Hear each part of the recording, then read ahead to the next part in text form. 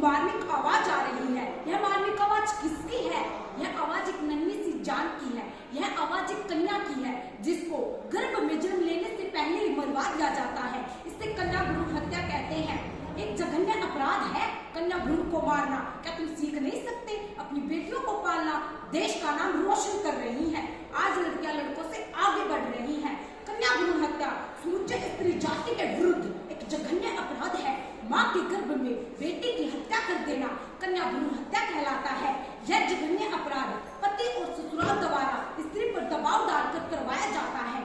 हमारे समाज में अनचाहे रूप से पैदा हुई लड़कियों को मारने की प्रथा सदियों से चली आ रही है, क्योंकि लोग सोचते हैं कि लड़की वंश न चलाकर लड़का ही वंश चलाता है। बेटी से आबाद सबके घर परिवार, अगर ना होती बेटियां तो थम जाते परिवार। हमारे समाज में बहुत सी बुराइयां हैं, जैसे दहेज प्रथा, बाल विवाह आदि, लेकिन कन्या भ्रूण हत्या जैसी एक बुराई हमारे समाज में एक अभिशाप बन गई है, जिसने हमारे समाज की जड़ों को खोखला कर दिया है। कन्या भ्रूण हत्या से कुछ कुप्रभाव देखने को मिलते हैं, जैसे विवाह योग्य लड़कों के लिए वधुओं का न्याय मिलना। आजकल हमारे समाज में यौन अपराध भी बढ़ रहे हैं, जो लिंग अनुपात का सबसे बड़ा कारण है। यह जघन्य अपराध इसलिए भी किया जाता है क्योंकि लोग सोचते हैं कि पुत्र आय का स्रोत है और पुत्री की शादी में उन्हें दहेज देना पड़ेगा। दहेज निषेध अधिनियम 1961 तथा संशोधन अधिनियम 1984 एवं 1986 के अनुसार दहेज लेना या दहेज देना एक दंडनीय अपराध है। तकनीकी उपकरणों ने भी कन्या भ्रूण हत्या जैसे अपराध को बहुत बढ़ावा दिया है। यदि कोई चिकित्सक यह अभ्यास करता हुआ पाया जाता है तो लाइसेंस की स्थायी समाप्ति होनी चाहिए और गर्भपात या लिंग निर्धारण करने वाले सभी चिकित्सा उपकरणों को बंद कर देना चाहिए। जो माता पिता अपनी बेटी को गर्भ में मरवा देता है तो उसे कैद की सजा दी जा सकती है। क्या आप जानते हैं? आप नहीं जानते तो मैं आपको बताती हूँ। भारतीय दंड संहिता 1860 के तहत धारा 312 के अनुसार जो किसी महिला का गर्भपात करता है तो उसे 7 साल की कैद की सजा दी जा सकती है और महिला की सहमति के बिना गर्भपात करना धारा 313 और गर्भपात के कारण महिला की मृत्यु होने पर धारा 319 के तहत उसे दंडित किया जा सकता है। भारतीय संविधान के अनुसार धारा 312 और धारा 300 की मेरी अजीज दोस्त ने बताया है कि कन्या भ्रूण हत्या एक जघन्य अपराध है। हाँ, इन्होंने ठीक बताया है। कन्या भ्रूण हत्या हमारे समाज की एक बहुत बड़ी बुराई है। बाल बालिकाओं में भेदभाव वर्तमान समय में काफी घातक बनता जा रहा है। कन्या जन्म को लोग एक खोटी किस्मत का परिणाम बताते हैं और कन्या भ्रूण हत्या एक सामाजिक प्रथा बन गई है जो आने वाले समय में एक बड़ा खतरा बन सकती है। और मेरी अजीज दोस्त ने बहुत से कानून, दंड और धाराओं की बात कही है कि परंतु केवल कानून, दंड और धाराओं को लागू कर देने से कुछ नहीं होगा। हमें इसके लिए पहले खुद जागरूक होना होगा, क्योंकि जागरूकता का परिणाम ही साक्षरता है।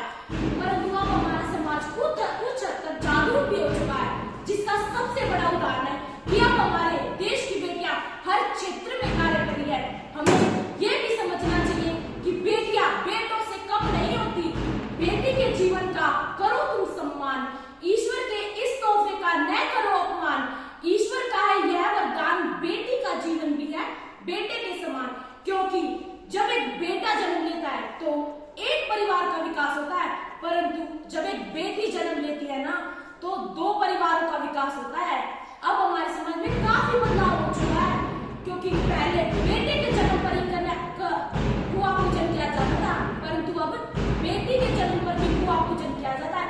आज हम सब आजादी का अमृत महोत्सव मना रहे हैं, परंतु अभी भी हमारे समाज में अनेक कुरीतियां हैं, जिन कुरीतियों को हमें ही जड़ से खत्म करना होगा, तभी हम आजादी का आनंद ले सकते हैं। हमारे देश को आजाद कराने में महिलाओं ने भी कोई कसर नहीं छोड़ी है। अब मैं बेटियों की बात करती हूँ। झांसी की रानी लक्ष्मीबाई महान वीरांगना, उन्होंने अकेले ही अंग्रेजों के छक्के छुड़ा दिए थे, तभी से हम उन्हें मर्दानी कहकर पुकारते हैं। हमारे देश की बेटियां शिक्षा के क्षेत्र में भी पीछे नहीं है। हमारे देश की पहली महिला शिक्षिका सावित्रीबाई फुले, क्या वो किसी की बेटी नहीं थी? उन्होंने अपने जीवन में अनेक कठिनाइयों का सामना किया और बालिकाओं के लिए विद्यालय खुलवाए। जीवन के संघर्ष में उनके पति ने उनका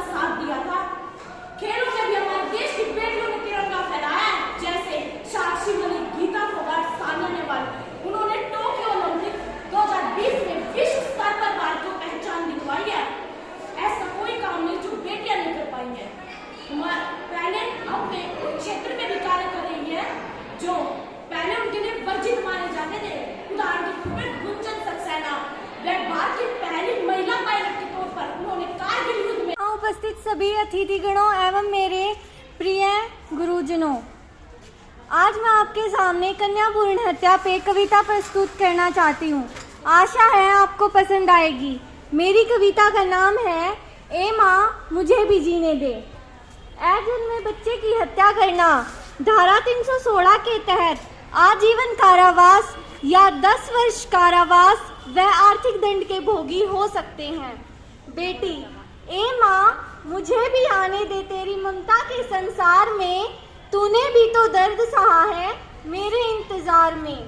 माँ बेबस हूँ मैं मेरी लाडो, कुछ भी नहीं कर पाऊंगी, माफ मुझे तू कर दे, तुझे जन्म नहीं दे पाऊंगी।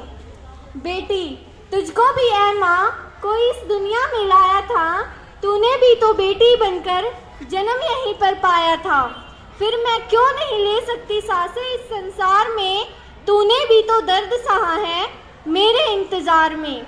माँ ताने दे दे कर ये दुनिया मुझको रोज सताएगी, फिर भी मेरी लाडो तू उनसे नहीं बच पाएगी, जान देकर भी मैं तेरी रक्षा नहीं कर पाऊंगी, माफ मुझे तू कर दे, तुझे जन्म नहीं दे पाऊंगी। हम सभी को ये पता होना चाहिए, नवजात शिशु को त्याग देने से धारा 317 के तहत 7 वर्ष कारावास व आर्थिक दंड या दोनों के भोगी हो सकते हैं।